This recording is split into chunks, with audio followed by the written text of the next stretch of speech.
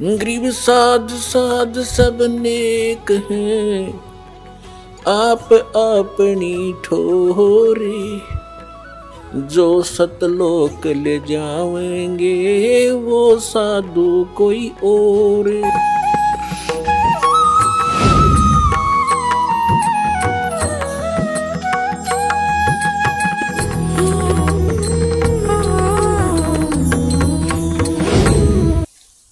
अब वो दोनों गुरु शिष्य फिर चले जा रहे थे। वहां उस शिष्य ने पूछा, गुरुदेव इस प्राणी ने कौन से जन्म में ऐसा कर्म कर दिया जो इसको ये कीट खा रहे हैं, ये चिल्ला रहा है। तब उस गुरुजी ने बताया, बेटा जो मछियारा था ना, जो मछियां पकड़ रहा था और वो मछियां तड़प तड़प कर जीभ छोड़ रही थी, प्राण त्याग रही थी, ये हाथी का बच्चा वो मछियारा है और ये कीड़े वो मच्छी हैं। आज अपना टेट फॉर टेट ये भोग रहा है, प्राप्त कर रहा है। तो पुण्यात्माओं परमात्मा कहते, तुमने उस दरगाह का मैल नहीं देखा और धर्मराज के तिल तिल का देखा। उस भगवान के दरबार में, यानी धर्मराज के दरबार में एक एक तिल का हिसाब होगा आपका, पाई पाई का, एक एक नए पैसे का। तो प्रसंग जो चल रहा है, अब हम आते हैं जो दास आज आपको सत्संग सुनाने चाह रहा था, अभी तो भूमिका बनी है। श्रीमद् भगवद गीता अध्याय नंबर 7 के श्लोक नंबर 19 में कहा है, बहुत बहुत जन्मों के अंत के किसी जन्म में ज्ञानवान माने ये ज्ञानी आत्मा, मां माने मुझ ब्रह्म को बजते हैं। बहुनाम जन्मानाम अंते ज्ञानवान माम परपदते, और वासुदेवम सर्वमिति सहमात्मा सुदुर्लभ है। ओए होए, क्या बताते हैं कि वासुदेव सर्वमिति, बहुनाम जन्मानाम अंते, बहुत बहुत जन्मों के किसी अंत के जन्म में ये ज्ञानी आत्मा ब्रह्म तक इनकी बुद्धि पहुंचती है, ब्रह्म तक। और ये बताने वाला साधु संत महात्मा के वासुदेवम सर्वमिति, वासुदेवम ये बताने वाला महात्मा तो सुदुर्लभ है कि वासुदेव ही सब कुछ है, वही सबका उत्पन्न करने वाला है, सर्व उत्पादक है, वही सबको पूज्य है, वही पाप नाशक है और वही इष्ट रूप में बना कर पूज्य है। ये बताने वाला कि वासुदेव सर्वमिति, यह बताने वाला कि वासुदेव ही सब कुछ है। ये तो कंटिन्यू ज्ञान चल रहा है। पहले तो तीनों गुणों ब्रह्मा विष्णु महेश तक की भक्ति को खुद रिजेक्ट कर दिया, अपने सतर की तीनों की भक्ति को रिजेक्ट करके ब्रह्म कह रहा है ये काल श्री कृष्ण में प्रवेश करके कि मेरी भक्ति केवल ज्ञानी आत्मा करते हैं, और वो भी मेरे सही ज्ञान को ना समझ कर मेरे वाली ही घटिया अनुतम इस गति में स्थित रहे। हो गया स्पष्ट। अब ये कहता है कि ब्रह्म से ऊपर जिसकी बुद्धि जाती है, ब्रह्म तक भी मुश्किल तो ये ज्ञानी आत्मा कोई कोई किसी अंत के जन्म में, बहुनाम जन्मानाम अंते ज्ञानवान माम परपदते, बहुत बहुत जन्मों के किसी अंत के जन्म में किसी ज्ञानी आत्मा की बुद्धि ब्रह्म तक पहुंचती है। और वासुदेव सर्वमिति, वो वासुदेव है सब कुछ, उसी वही पाप नाशक है, वही पूजा के योग्य है, वही सबका इष्ट होना चाहिए और वही पूर्ण मोक्षदायक है, वो सारी सृष्टि का रचने वाला है।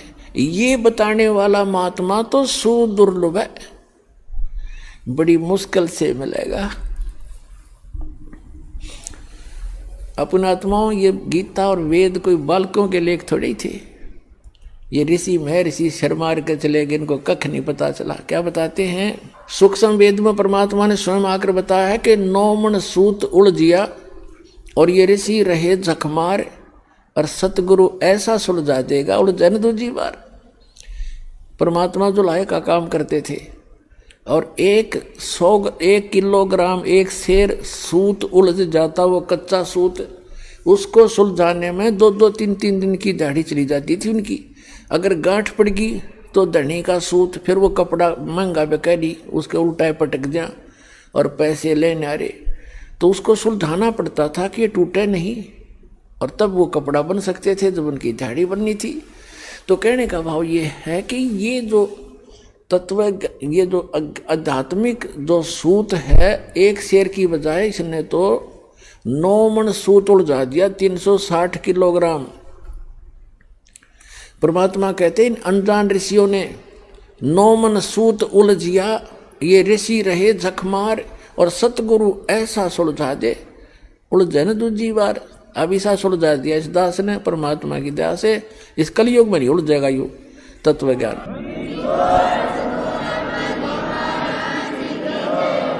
कोई भक्ति करियो चाहे ना करियो, वो अलग बात, उसके भाग्य पर डिपेंड करेगी। अब जैसे कहा कि वासुदेव सर्वमिति, वासुदेव का अर्थ श्री कृष्ण नहीं है। वेदों में वासुदेव का अर्थ है जो सब का मालिक, जिसकी सत्ता सब जगह पर हो, सब जगह उसका निवास हो। जैसे परमात्मा ने सूक्ष्म वेद में बताया कि अर्श कुर्स पर अलह तख्त है, उस परमात्मा का तख्त राजधानी ऊपर है, अर्श के कुर्स में, कॉर्नर में, सबसे ऊपर के स्थान पर। अर्श कुर्स पर अलह तख्त है, खालिक बिन नहीं खाली। कहते उस परमात्मा के बिना उसकी नजर से कोई जरा सा भी टुकड़ा उसके ब्रह्मांडों का बचा नहीं है, सब जगह उसकी दृष्टि है, यानी उसकी पावर सब जगह विद्यमान है। वो परमात्मा भले ही ऊपर बैठा है। तो कहते हैं वासुदेव का अर्थ है जिसकी सत्ता सबके ऊपर हो, सब जगह उसका वास हो। जैसे परमात्मा की परिभाषा के अंदर क्या आता है, एक सिंपल सा उदाहरण है। जैसे एक तहसीलदार भी साहब कहलाता है, एक एसडीएम भी साहब कहलाता है, और डीसी और कमिश्नर, मंत्री, मुख्यमंत्री, प्रधानमंत्री ये और राष्ट्रपति, ये सभी साहब कहलाते हैं। लेकिन इनका अपना क्षेत्र होता है, इनकी अपनी अक्षमता होती है पावर की। तो इसी प्रकार जैसे सीएम मुख्यमंत्री है एक क्षेत्र का, पर वासुदेव एक अक्षेत्र के ऊपर वो प्रभु है, सबके ऊपर वास नहीं है उसका। जैसे प्रधानमंत्री को लेकर चले हम, क्योंकि फॉर एग्जाम्पल, तो प्रधानमंत्री जी अपने भारतवर्ष के ऊपर वासुदेव है वो। इतना ही संकेत बतेरा आपने समझने के लिए। तो पूर्ण परमात्मा परम अक्षर ब्रह्म जो है, जैसे गीता अध्याय नंबर 15 के श्लोक नंबर 16 और 17 में 3 पुरुष बताए हैं, एक सरपुरुष, एक अक्षर पुरुष, एक परम अक्षर पुरुष, उत्तम पुरुषत्व ने। तो गीता अध्याय नंबर 8 के श्लोक नंबर 1 का उत्तर अर्जुन ने पूछा कि वो किम तत्ब्रह्म, जो आपने तत्ब्रह्म बताया है कि उसको जानने के बाद 7वें अध्याय के 29वें श्लोक में, तो फिर साधक जरा और मरण से छूटने का प्रयत्न करता है। 8वें अध्याय के प्रथम मंत्र में अर्जुन के पूछने पर कि किम तत्ब्रह्म, वो तत्ब्रह्म क्या है, गीता ज्ञानदाता इस सरपुरुष ने, यह सरपुरुष है गीता ज्ञानदाता, ये कहता वो परम अक्षर ब्रह्म है। 8वें अध्याय के 3रे श्लोक में श्रीमद् भगवत गीता। तो गीता अध्याय नंबर 15 के श्लोक नंबर 16 और 17 में 3 पुरुष है, सरपुरुष, अक्षर पुरुष और परम अक्षर पुरुष। तो उसमें बताया कि सरपुरुष और अक्षर पुरुष तथा इनके अंतर्गत जितने जीव हैं, ये खुद भी, और इनके अंतर्गत जितने प्राणी हैं इनके ब्रह्मांडों में, तो ये सभी नाशवान है, स्वयं भी नाशवान है, जीवात्मा किसी की नहीं मरती। तो सरपुरुष के 21 ब्रह्मांड का स्वामी है वो वासुदेव नहीं है, ब्रह्म। और श्री कृष्ण केवल एक विभाग का मंत्री है, सतोगुण विभाग के मंत्री है एक ब्रह्मांड के अंदर, वो केवल अपने विभाग में ही प्रभु है, वो पूरे ब्रह्मांड में भी स्वामी नहीं है। जैसे एक विभाग का मंत्री होता स्टेट में, वो अपने विभाग पर ही मालिक है, दूसरे विभाग में वो इंटरफेरेंस नहीं कर सकता। इसी प्रकार इस काल भगवान जो है ये एक ब्रह्मांड में एज ए चीफ मिनिस्टर समझ लो, और इसके ऐसे ऐसे 21 ब्रह्मांड है, सब में एक जैसे रोल करता है। तो ये 21 ब्रह्मांड में प्रभु है, ये सर्वव्यापक नहीं है, सबके ऊपर प्रभु यानी वासुदेव नहीं है। जो अक्षर पुरुष और 7 संघ ब्रह्मांड का स्वामी है, प्रभु है, वो वासुदेव नहीं है, सब जगह उसकी प्रभुता नहीं है। और वो परम अक्षर ब्रह्म है, वो कंप्लीट गॉड है, उसका ओवरऑल कंट्रोलर है, उसका सभी असंख्य ब्रह्मांडों पे इंक्लूडिंग सरपुरुष और अक्षर पुरुष, इनके ऊपर भी उसकी प्रभुता है, वो है वासुदेव। तो गीता अध्याय नंबर 7 के श्लोक नंबर 19 में स्पष्ट किया है कि बहुनाम जन्मानाम अन्ते ज्ञानवान माम प्रपद्ये।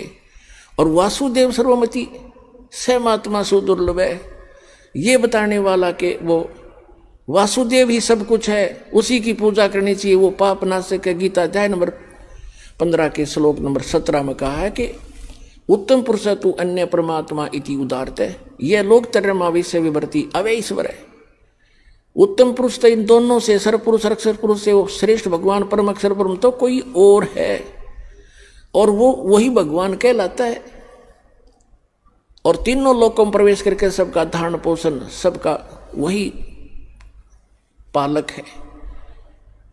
जैसे गीता अध्याय नंबर 15 के श्लोक नंबर 1 से 4 में स्पष्ट किया है कि ऊपर को लटका हुआ संसार रूपी वृक्ष है, और उसका तना तो समझो अक्षर पुरुष, उसकी मोटी डार सरपुरुष, और 3 शाखा है, ये तीनों देवता रजगुण ब्रह्मा सतगुण विष्णु तमगुण शिव जी, और 5 रूप संसार।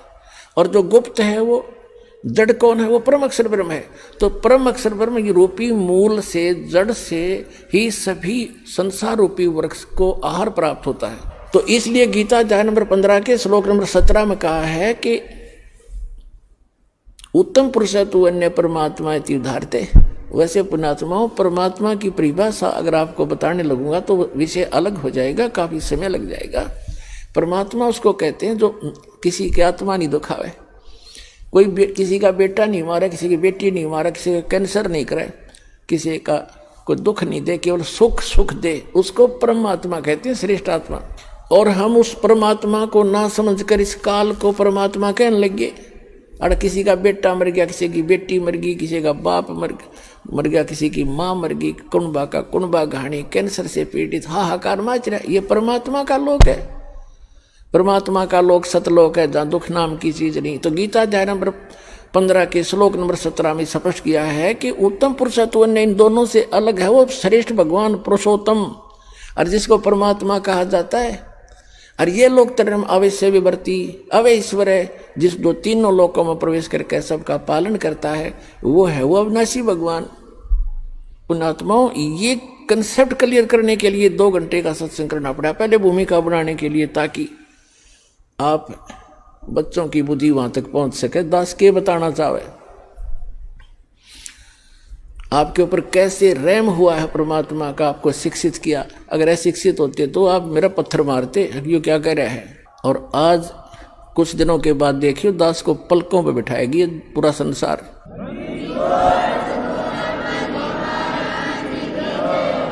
तो प्रसंग चला था कि गीता अध्याय नंबर 7 के श्लोक नंबर 19 में कहा है कि वो तत्वदर्शी संत तो बड़ा दुर्लभ है जो ये बतावेगा कि वासुदेव ही सब कुछ है। अपने आत्माओं, एक पंजाब का रहने वाला था, एक किसान था बहुत बड़ा, राम राय नाम था उसका। 800-900 बीघा जमीन थी, किसान था, सिख था। पहले ये सिख थे, सिख का यानी अपने हिंदुओं से ही अलग से, जैसे आज ये राधा स्वामी वाले कौन है, इसमें सभी जाति के लोग हैं हिंदू ही तकरीबन, या सिख भी हैं। आगे चल के ये धर्म का रूप धारण कर लेगा तो हमारा दुर्भाग्य ही होगा। तो ऐसे ही वो सिख धर्म, सिख माने शिष्य परंपरा से चल रहे थे, उनमें से था। और नानक गुरु ग्रंथ साहिब की वाणी से वो काफ़ी प्रभावित तो हैं सिख धर्म के पंजाब के व्यक्ति। तो गरीबदास साहिब जी आए हुए थे, उस परमात्मा को प्राप्त कर चुके थे, भगवान उनको मिले थे, सचखंड लेकर गए थे, वापस छोड़ा था। और उन्होंने उनको परमात्मा कबीर जी ने वो उनके अंतःकरण में ये अनमोल तत्व ज्ञान फीड कर दिया था। वो तत्व ज्ञान उन्होंने गरीबदास जी की वाणी रूप में दास के पास उपलब्ध है। तो उनका गरीबदास जी का शिष्य लुधियाना के पास एक वासियर गांव है, वासियर, उसके बाहर बनी में सफ़र कर पैदल चला करते थे। और वहाँ नहा धो के कुएं पर, किसी जल पर, तालाब पर बैठ गया, सुबह सुबह नित्यनेम कर रहा था, ऊंची स्वर में ब्रह्मवेदी बोल रहा था। और वो सिख राम राय जी नहाने सुबह सुबह सैर सपट्टे को गया। तो वाणी के बड़े मर्मज्ञ हैं, बड़ी प्यारी लगती है वाणी। उन्होंने देखा भी बड़ी गजब की वाणी किसकी है, तो खींच रही आत्मा को, उसके पास जाकर बैठ गया। जब उस भक्त ने अपना नित्य नियम कर लिया, तब उससे कहा कि महाराज जी ए भक्त, ये वाणी किसकी है? उन्होंने बताया कि ये मेरे गुरुदेव की वाणी है। तो रामराय ने पूछा वो संत अभी शरीर में हैं या शरीर छोड़ गए? उन्होंने बताया अभी शरीर में है। पूरा पता ले लिया उसने, रामराय ने, कि एड्रेस बता मुझे, इस महापुरुष के दर्शन करूंगा। तो वहां से चल पड़ा, छुडानी पहुंच गया लुधियाना से। अब गांव में गरीबदास जी कैसे थे? किसान के घर जन्म था, जाट थे, 1300 बीघे जमीन थी, बड़े बीघे वारते, यानी ना 2500 बीघा जमीन थी, लगभग 1400 एकड़ वर्तमान की, और खूब पैसे वाले थे। और लेकिन खेत में अपना हाथ से काम करते थे, खेतों पशुओं का चारा भी स्वयं लाते थे, क्योंकि महापुरुषों में अभिमान नहीं होता, ना धन का, ना तन का, ना किसी संतान का। राम राय जी सुबह सुबह पहुंचे छोड़ानी गांव में। थोड़े से घर थे, कुछ बाहर के व्यक्ति भी आ जाते थे गरीबदास जी के दर्शन और प्रवचन सुनने के लिए, 10-20 मिनट बैठ जाते थे, 2-4, 5-4 उनके शिष्य। तो जब वो घर पे पहुंचा गरीबदास जी के घर पे, तो गरीबदास जी घर पे नहीं थे, वो खेतों में गए हुए थे, अपना घूमने जाते थे सुबह सुबह। वो जा लिया सुबह ब्रह्म मुहूर्त में। तो उन्होंने पूछा वहाँ पे गरीबदास जी हैं? वहाँ बैठे हुए गांव के व्यक्तियों ने और एक आध दूसरे गांव से आकर बैठा था, उनने सब ने मिलकर कहा कि महाराज जी तो भाई घूमने गए हैं, आ जाओ बैठ जाओ आप। तो उसने सोचा भाई महात्मा का दर्शन करके अनहार करूँगा, इतनी दूर से आया हूँ, और ऐसे महापुरुष की ऐसी वाणी, तो वो खुद कैसे होंगे जिनकी अमृत वाणी ऐसी है। इस बात से प्रेरित होकर उसने कहा भाई मुझे ये बता दो वो किस साइड में गए हैं। गाँव वालों ने कहा भाई इधर जाया करते हैं घूमने, और कितनी देर में आ जाएंगे? वहाँ बैठे व्यक्तियों ने कहा भाई वो तो उनके मूड की बात है, आवत है अभी आ जाए, ना तो भाई दोपहर 10, 11, 12 बजा दे। तो उसने सोचा इतनी देर क्यों वाट इंतज़ार करी, उनसे पूछ कर पता करके कौन सी दिशा में, एक रास्ता बता दिया उन्होंने कि इस रास्ते पर चले जाओ, आगे ऐसे ऐसे एक झोपड़ी, एक रहट मिलेगा, और वहाँ उस झोपड़ी में मिल सकते हैं आपको। अब कहने का भाव ये है, ज़्यादा ना इसको लंबा करके, समय सत्संग का होने वाला है। तो जब वो जा रहे थे, गरीबदास जी आ रहे थे उसी रास्ते से, सिर पे पशुओं का चारा एक गट्ठड़ लेकर, बंडल, बरोटा बोल रहे हैं हमारे हरियाणा, बरोटा सरसों उसका, जवार का। और देश अपना जैसे हरियाणा के लोग पहनते थे धोती कुर्ता, सिंपल ड्रेस। और वो जो रामराय था उसको उर्फ नाम उसका झुमकरा भी, गांव में झुमकरा भी कहा करे, जैसे एक नाम निकाल लिया करे अलग से, वो ज्यादा संकी सा आदमी था। तो रामराय जा रहा था, उसने उस पशुओं का चारा लेकर आ रहे व्यक्ति से पूछा कि हे भाई, एक किसान, मैंने गरीबदास महाराज से मिलना है और ये यही बताया कहीं उनका यहाँ घूमने आए हुए हैं। अब गरीबदास जी को तो पता था कि रामराय जी ने मन में क्या कल्पना कर रखी है साधु की, कि साधु होगा, सिर पर जटा होगी, दाढ़ी बडरी होगी, कान पड़वा रखे होंगे, हाथ में चिमटा होगा, एक लाल कपड़ा लंगोट में बांध रखा होगा, या कति लाल कपड़े होंगे, मूंड मुंडा रखा होगा, घोट में घोट हो रहा होगा, यानी कोई विशेष आडंबर ऊपर होगा, उसी को उसने संत मान रखा था। और गरीबदास साहिब जी को पता था कि दूर देश से आया है जिज्ञासु, यदि मैंने ये कह दिया कि मैं हूँ गरीबदास जी बोल भाई, तो ये यहीं से खेतों में से वापस हो लेगा कि यो किसा महाराज जी, क्योंकि इसने तो महाराज जी सोच रखा था लाल पीले कपड़े हों, सिर पर जटा हो, या कभी घोटम घोट हो, तिलक ला रखा हो, हाथ में चिमटा हो, धूने पर बैठा हो, राख लपेट रखी हो। गरीबदास जी ने कहा कि आजा मेरे साथ वापस, मैं मिलाऊंगा उनसे। वो वापस हो लिया। अब जब वो लेकर आ रहे थे अपना सिर पे चारा, तो वहाँ बैठे शेष गांव का एक आधा कुछ बाहर के दूसरे गांव के आए हुए थे। उन्होंने भाग करके प्रणाम किया, किसी ने उनके सिर से चारा पशुओं का अपने सिर पे रख लिया, उनको फ्री किया। और रामराय ने पूछा ये कौन है? उन लोग भक्तों ने बताया कि यही तो है महाराज जी। अब उस रामराय के मन में ये आ गया कर ले तेरा गजब हो, इतनी दूर आया और यो महाराज जी पाया। ऐसा देसी जाट है तो खोदा पहाड़ हर निकली चुईया, उसके मन की कल्पना थी ये। वो तो अंतर्यामी थे जान के, अगवगत डगमग हो रहा है। उसकी सेटिंग करने के लिए सभी सेवकों को भेज दिया, इधर उधर जा भाई, तू बैलों को पानी पिला ला, तू ऐसे काम कर, जा भगत आए हैं, इसकी रोटी का प्रबंध करवा घर पे जाके। उनको इधर उधर भेज दिया और कहा मेरी बाल्टी भर दो, पानी की रख दो, मैं नहाऊंगा, स्नान करूंगा। एक पाटड़े पे बाल्टी भर कर रख गए, वो चले गए।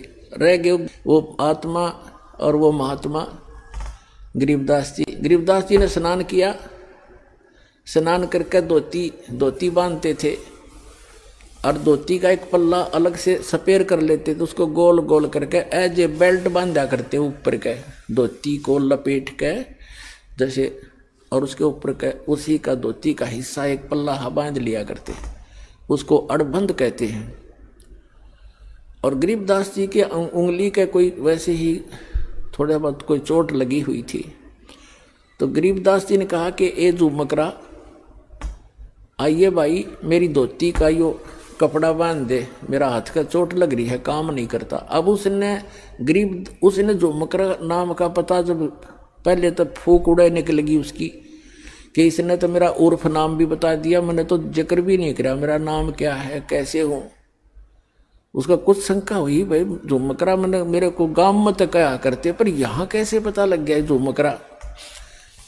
और परमात्मा ने इसलिए कहा उसको झुमकरा क्योंकि उसका मन झूम रहा था कि यो किसा महाराज जी बता कहाँ आ गया, मेरे के साथ जमींदार है, किसान है, अच्छा बहकाया माया में इतनी दूर आया, नंगे पैदल चल के आया। गरीबदास जी ने धोती का जो पल्ला था उसको कहा ले बांध दे मेरे शरीर के चारों तरफ का, जहाँ बेल्ट बांधते हैं ऐसे कर लेते हो धोती के कपड़े को, ऐसे ऐसे घुमा घुमा के ऐसे कर लेते।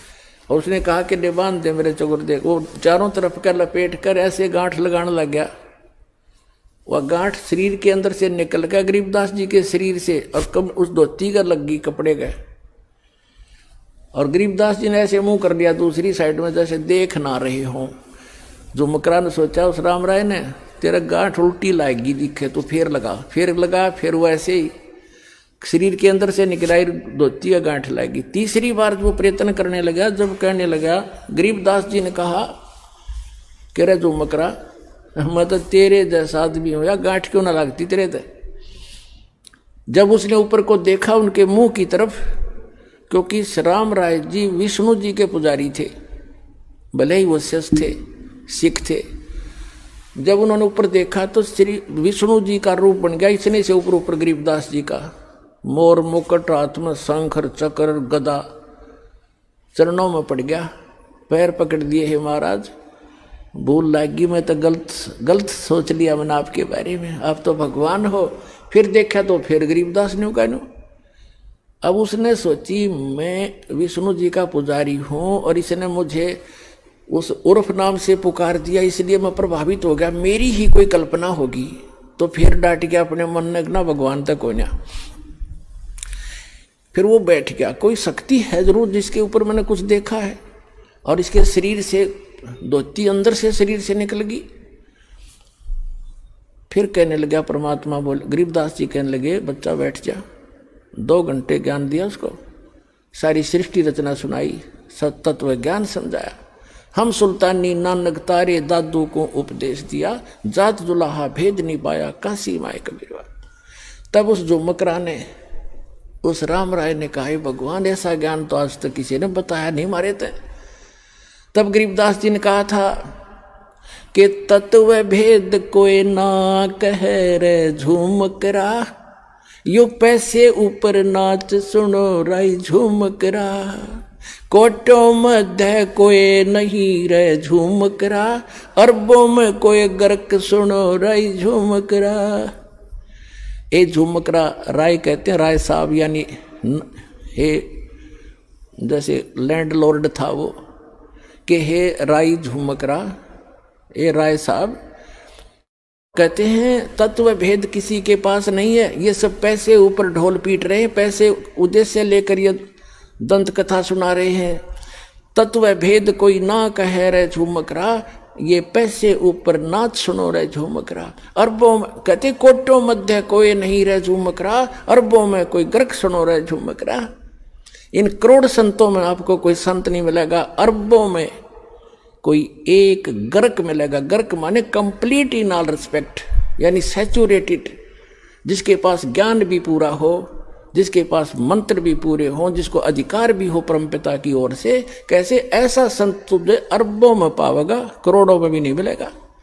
और वही गीता जी कहती है कि बहु नाम जनमाना मनते ज्ञानवान माम प्रपते वासुदेव सर्वमति स महात्मा सुदुर्लभ है।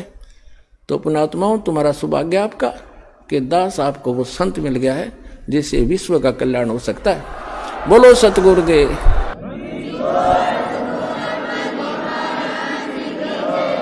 आज का जो ये दिन शुभ समागम है, 3 दिन का जो समागम समापन हुआ है, ये उस उपलक्ष्य में था कि इस फाल्गुन की अमावस्या के दिन 17 फरवरी थी उस दिन, और अमावस्या थी 1988 में। दास को पूज्य गुरुदेव मिले थे, मेरा जीवन सफल हुआ था, आध्यात्मिक जन्म हुआ था दास का। और आज जो एकम है, अमावस्या से नेक्स्ट डे, उस दिन परमात्मा स्वयं आकर के वो परम पिता परम अक्षर ब्रह्म कबीर साहिब ने आकर कहा था, बेटा भक्ति शुरू कर दे, मैं तेरे साथ रहूँगा। तो ये दोनों दिन इकट्ठे हैं, और पुण्यात्मा अपना कल्याण कराओ।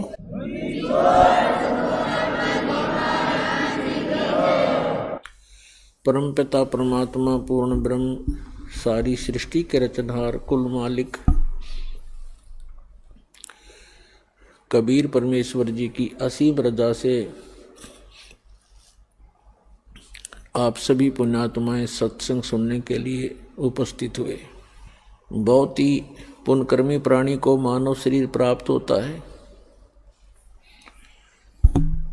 और उससे भी पुण्यकर्मी वो मानव शरीरधारी प्राणी है जिसके अंदर परमात्मा की प्रेरणा बनी हुई है, और उससे भी पुण्यकर्मी वो प्राणी है जिसको सतगुरु मिल जाते हैं। जैसे एक इंग्लिश वर्ड है गुड बेटर बेस्ट, तो वो बेस्ट क्वालिटी के भक्त हैं जिनको मनुष्य शरीर के अंदर सतगुरु प्राप्त हो जाते हैं। तो आप वो पुण्यात्मा हैं उस बेस्ट क्वालिटी के। आप जी को परमात्मा ने दया करके सतगुरु मिला दिए। कहते हैं जिस दिन सतगुरु भेंटियो सो दिन लेख जाने, बाकी समय व्यर्थ गयो बिना गुरु के ज्ञान। परमेश्वर कबीर जी यथार्थ भक्ति मार्ग को स्वयं ही बताने के लिए इस धरातल पर आते हैं, क्योंकि परमात्मा के ज्ञान को परमात्मा ही बता सकता है। जीव की संज्ञा नहीं है कि वो उसकी बुद्धि वहां तक पहुंच सके। तो पुण्यात्माओं, परमात्मा ने दया करी है, वो प्रत्येक युग में आते हैं, ये ज्ञान सुनाते हैं। कहते हैं मानुष जन्म पाय कर जो नहीं रटे हरि नाम, जैसे कुआ जल बिना बनवाया क्या काम। जिस प्रकार कितना ही सुंदर कुआ हो उसमें जल ना हो, बढ़िया उसका स्ट्रक्चर बना रखा हो, उसके ऊपर अच्छी छतरी लगा रखी हो, और जल उसके अंदर है नहीं, उसका नाम भले ही कूप है, कुआ है, लेकिन गुण कुएं के नहीं है। ठीक इसी प्रकार मानव शरीर प्राप्त प्राणी यदि परमात्मा की भक्ति नहीं करते हैं तो वो ऐसे हैं जैसे जल रहित कुआ होता है। फिर परमात्मा बताते हैं मानुष जन्म दुर्लभ है ये मिले न बारंबार, जैसे तरुवर से पत्ता टूट गिरे वो बोर न लगता डर। साथी हमारे चले गए हम भी चालन हारे, कोई कागज में बाकी रह रही, तात लगी है वार। वो पृथ्वीपति चकवे गए, जिनके चक्कर चलंत, रावण सरीखे कौन गिणे, भाई ऐसे गए अनंत। मर्द गर्द में मिल गए वो, रावण से रणधीर, कंस के सी चाणूर से, भाई हिरणा कुश बलवीर। तेरी क्या बुनियाद है, तू जीव जन्म धर लेत, गरीब दास भगवान की भक्ति बिन, तेरा खाली रह गया खेत। अपने आत्माओं परमात्मा ने आके जानकारी दी है कि आप ये सोचकर गलती करते रहते हो कि हम अभी बहुत दिन तक संसार में रहेंगे, क्योंकि जो 10-20 वर्ष के बालक हैं उनकी तो स्वाभाविक वृत्ति है कि अभी मृत्यु होगी नहीं, और जो 50-40 वर्ष के हो गए हैं वो भी सोच रहे हैं अभी 100 वर्ष तक तो जीवित रहते ही हैं, 60-70-75 तक तो जीवित रहते ही हैं। जो 70-75 और 80 तक पहुंच गए हैं वो भी ये सोचकर जी रहे हैं कि अभी नहीं मरेंगे, क्योंकि मानव की आयु 100 से भी ऊपर तक भी हो जाती है। लेकिन हमारी बुद्धि उस समय काम करना बंद कर देती है, एक्सीडेंट हो जाता है। 10 वर्ष के बालक, 20 वर्ष के बच्चे, 30 वर्ष के, 40 वर्ष के, 50 वर्ष के, या किसी बीमारी के कारण, रोग के कारण भी मृत्यु हो जाती है। तो यहाँ परमात्मा याद दिलाते हैं, इसी भूल के कारण आप यहाँ गफलत भी करते हो, भक्ति कम करते हो और बुराइयां भी करते हो। जिस व्यक्ति को ये पता लग जाए कि तेरी मृत्यु अब कुछ ही दिनों के बाद होने वाली है, उसने ना तो बकवाद बावे, ना कोई इधर उधर की चोचले है, ना कोई कार और का कोठी की तरफ उसका ध्यान जावे। तो इस प्रकार एक भक्त की वृत्ति परमात्मा और परमात्मा के ज्ञान पर लगी रहे तो बहुत सी बुराइयों से बचेगा, भक्ति ठीक करता रहेगा। और ये सत्य है। परमात्मा कहते हैं कि साथी हमारे चले गए, और अपने ऊपर ही उदाहरण दे रहे हैं परमात्मा कबीर भगवान के, साथी हमारे चले गए और हम भी चालनहार, कोई कागज में बाकी रह रही, तात लागरी वार। पुणात्मा, आप बहुत से उदाहरण देखते हो, प्रत्येक को पता है इस बात का कि एक फलाना व्यक्ति था, पूरा उसका संपन्न परिवार था, और अभी आयु भी 50 वर्ष की भी नहीं हुई थी, मृत्यु होगी, और उसकी उमंगें पता नहीं कितनी होंगी, ये करूँगा वो करूँगा, अभी ये करना शेष है, ये करना शेष है। एक मुख्यमंत्री आंध्र प्रदेश का, एक मुख्यमंत्री अरुणाचल प्रदेश के, और एक पूरा का पूरा कैबिनेट यानी पूरा मंत्रिमंडल जिसमें 95 मंत्री और MP थे, पोलैंड देश के, अपने जहाज से जा रहे थे, कोई हेलीकॉप्टर से जा रहा था और दुर्घटनाग्रस्त हो गए। उनकी कितनी आशाएं थी, उन्होंने पता नहीं कहाँ कहाँ पार्टियां अटेंड करनी थी, उनके स्वागत के लिए बहुत से उनके मित्र हार लिए खड़े थे गले में डालने के लिए, और उनके गले की हार फिर मौत बन गई। तो यहां परमात्मा कबीर जी कहते हैं, मौत भूल गया बावड़े तन अचरज किया कौन, वो जाने का दिन तू भूल चुका है। मौत विसारी बावरे अचरज किया कौन, और ये तन माटी में मिल जाएगा जो आटे में लौने। तो पुण्यात्मा परमात्मा हमें याद दिलाते हैं कि साथी हमारे चले गए, आपके बहुत से मित्र या कोई रिश्तेदार या वैसे देखने में आते हैं, वो सब जा रहे हैं, तो आप भी जाने वाले हो।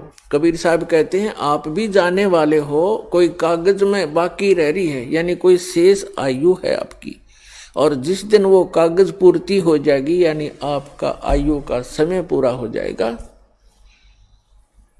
तो तुरंत चले जाओगे, चाहे कितना ही आवश्यक कार्य आपका शेष रह गया हो। क्योंकि जिसको आपने अति आवश्यक कार्य मान रखा है, उसके अतिरिक्त उससे भी एक आवश्यक कार्य है परमात्मा की भक्ति, सेवा, सिमरन, गुरु की तलाश। वो आप नहीं करते हो तो परमात्मा आपके इन अनिवार्य कार्यों को महत्व नहीं देते। क्योंकि आपके जो प्रारब्ध में यानी किस्मत में, प्रारब्ध माने किस्मत, आपकी किस्मत में जो लिखा है आपको वही मिलेगा, चाहे चोरी कर लो, चाहे मिलावट कर लो, चाहे झूठ बोल लो, वो कर्म बिगड़ेंगे, मिलना उतना ही है। यदि आपने 2 नंबर का काम करके, झूठ बोल के, चोरी करके, रिश्वतखोरी करके, मिलावट करके धन इकट्ठा कर भी लिया, वो आपके पास नहीं रहेगा, वो तो जाएगा, कारण कुछ भी बनेगा, लेकिन आपके पल्ले फिर वो पाप रह जाएंगे। जो आपने उस धन को एकत्रित करने के लिए जो पाप इकट्ठे किए, झूठ बोली, चोरी करी, रिश्वत लिया, मिलावट की, तो वो पाप आपके पास रह जाएंगे, धन नहीं रहेगा। एक व्यक्ति ने लुटपुट के अपनी आत्म कथा बताई कि मेरा एक इकलौता पुत्र था, उसकी तबीयत ढीली रहने लगी, अस्वस्थ रहने लगा, उसका बहुत इलाज करवाया, झाड़े झपटों वालों के पास भी गए, जंतर मंत्र करवाए, देवी देवता पूजे, लोकल डॉक्टरों से, अपने शहर के डॉक्टरों से भी खूब इलाज कराया। अंत में पता चला कि उसके दोनों गुर्दे फेल हो गए, खत्म हो गए। उसके लिए कहीं ना कहीं से गुर्दे का अरेंजमेंट किया। आज से लगभग 25-30 वर्ष पहले की बात है। उसमें उसके कहते हैं जो किडनी ट्रांसप्लांट में लगभग 3.5 लाख रुपए लगे। वो लड़का स्वस्थ हो गया, विवाह की तैयारी हुई।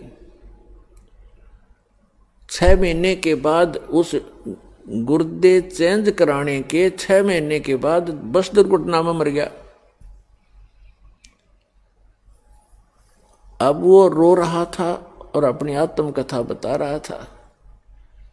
उसने बताया कि मैं गढ़ा नीच आदमी था, क्योंकि जब तक इंसान सत्संग नहीं सुनता, अपने बुरे कामों पर उसका कभी दिमाग नहीं जाता, उसकी बुद्धि नहीं काम करती।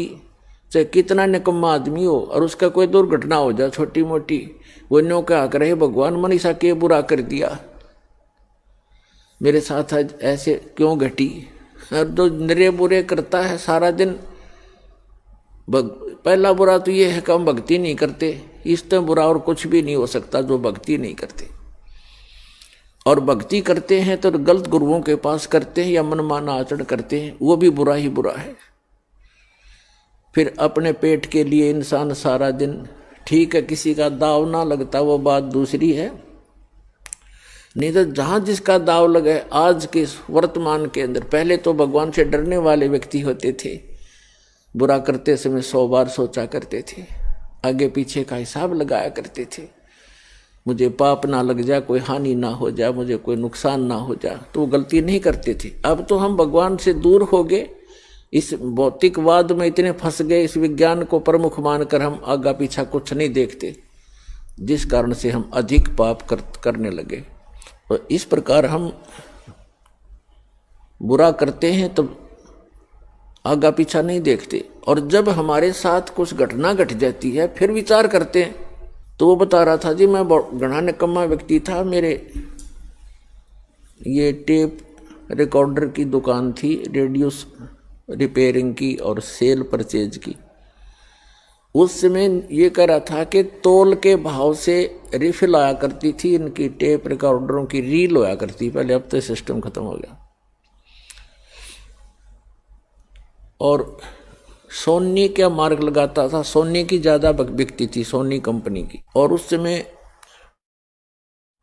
1.5 घंटे की जो सोनी की रील होती थी 30-35 रुपए की बिकती थी, और मुझे वो 2.5 रुपए में टोटल खर्चा था मेरा, और मैं 35 रुपए की बेचा करता नकली। खूब धन हो गया, कोठी बना ली, बढ़िया जुगाड़ कर लिया। क्यों? ये सोच करके अपने बेटे को सुखी करूंगा। और जब इस ज्ञान से मैं परिचित हुआ, वो पैसा गया और जिसको सुखी करना चाहूं था बेटा गया। अब टक्कर मार मार के रो रहा हूं। तो पुण्यात्माओं, परमात्मा याद दिलाते हैं कि आप जी जो साधना, जो भक्ति ना करके, भगवान से ना डर के अगर 2 नंबर से पैसा कमाओगे, वो पैसा नहीं रहेगा, लेकिन पाप ज्यों के त्यों रह जाएंगे जो वो पैसा इकट्ठा करने में आप जी ने अपना समय व्यर्थ किया और वो पाप इकट्ठे किए। तो पुण्यात्माओं, इस प्रकार हमने सत्संग माने से ज्ञान होता है। तो परमात्मा याद दिलाते हैं, क्या बताते हैं? पतझड़ आवत देख कर बन रोवे मन माही, ऊंची टहनी पात थे अब पीले हो जाही। परमात्मा याद दिलाते हैं कि जिस समय पतझड़ आती है और वन हमें याद दिलाते हैं कि आपके साथ ऐसी बीत रही है, आप ध्यान नहीं देते, आप गलत स्थान पर रह रहे हो, यो लोग ठीक नहीं है। और जो भगवान से दूर हैं वो तो महादुखी प्राणी हैं, और दुर्भाग्य उन प्राणियों का, मनुष्य जीवन उनको मिला या ना मिला बराबर है।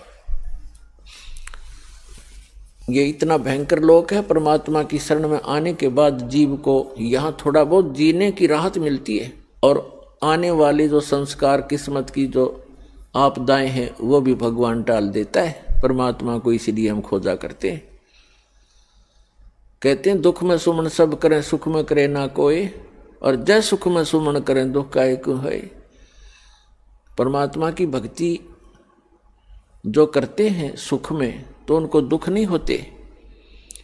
और यदि दुखी प्राणी भी परमात्मा की भक्ति करने लगता है सत्य भक्ति श्रद्धा से, उनके दुख भी दूर हो जाते हैं। तो हम भक्ति कर अवश्य रहे थे, लेकिन भक्ति कर रहे थे शास्त्र विधि त्याग कर मनमाना आचरण कर रहे थे। श्रीमद् भगवद गीता अध्याय नंबर 16 के श्लोक नंबर 23 में कहा कि अर्जुन, जो शास्त्र विधि को त्याग कर मनमाना आचरण करते हैं उनको न तो सुख होता है और न उनकी गति होती है।